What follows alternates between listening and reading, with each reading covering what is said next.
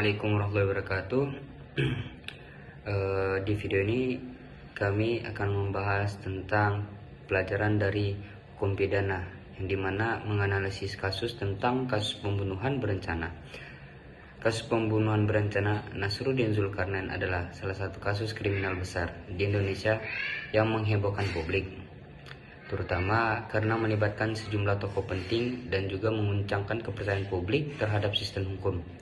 Nasruddin Zulkarnain adalah seorang direktur PT Putra Raja Wali Banjaran atau PRB yang ditemukan tewas pada tanggal 14 Maret tahun 2009 setelah ditembak di dalam mobilnya di kawasan Jakarta Selatan. Adapun berikut ada analisis dari kasus tersebut. Yang pertama itu dari latar belakang tersebut. Nasruddin Zulkarnain diduga memiliki konflik dengan sejumlah pihak terkait proyek-proyek tertentu yang juga melibatkan perusahaan tempat ia bekerja. Beberapa investigasi yang mengidentifikasi adanya ketenggangan antara Nasruddin dan beberapa pejabat serta pengusaha-pengusaha yang lainnya. Yang kedua, tersangka utama dan juga motif.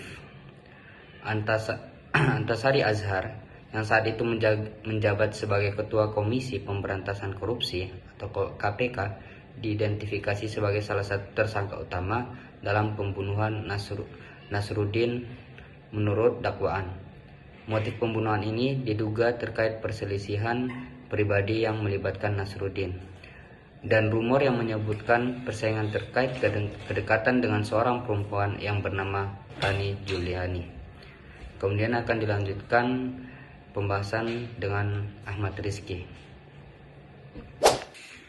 Baik, kelanjutan dari penjelasan dari saudara saya Irfan. Yang ketiga yaitu perencanaan dan pelaksanaan pembunuhannya.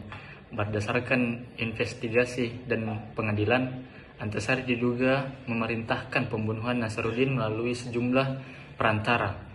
Para pelaku eksekusi di lapangan disewa untuk melaksanakan pembunuhan tersebut yang direncanakan secara rinci untuk menyerang Nasruddin di tempat dan waktu yang ditentukan. Dan selanjutnya itu yaitu pembahasan yang keempat, persidangan dan bukti-bukti. Ada beberapa poin yang dijelaskan di sini. Yang pertama, dalam persidangan berbagai bukti diajukan, termasuk pesan-pesan yang dianggap mengarah pada perencanaan pembunuhan. Poin yang kedua yaitu, namun banyak pihak yang menganggap bukti tersebut kurang kuat dan tidak langsung mengaitkan Antasari dengan tindakan pembunuhan. Dan poin yang terakhir, kontroversi muncul seputar rekaman percakapan dan beberapa sanksi dianggap lemah atau diragukan kredibilitasnya. Dan selanjutnya yaitu putusan pengadilan. Antasari Azhar akhirnya divonis bersalah dan dijatuhi hukuman penjara 18 tahun. Vonis ini mengundang banyak perdebatan dan kontroversi di kalangan masyarakat, dengan sebagai pihak percaya bahwa Antasari dijebak atau dihukum dengan bukti yang tidak cukup kuat. Nomor poin 6, kontroversi dan dampak sosial. Kasus ini menciptakan dampak besar dalam masyarakat, terutama terhadap kepercayaan publik pada KPK dan sistem peradilan. Banyak yang mempertanyakan apakah kasus ini murni kriminal atau ada motif politik tertentu di baliknya. Antasari Azhar sendiri setelah menjalani hukuman dan mendapatkan gerasi, terus menyatakan bahwa dia tidak bersalah dan kasus ini penuh dengan rekayasa. Poin 7, pembelajaran hukum. Kasus ini menunjukkan betapa pentingnya integritas dan transparansi dalam penegakan hukum, serta bagaimana kepentingan politik dan konflik pribadi bisa mempengaruhi jalannya hukum. Kasus ini juga menunjukkan perlunya perbaikan dalam sistem pembuktian, terutama ketika ada potensi konflik kepentingan atau ketidakjelasan bukti.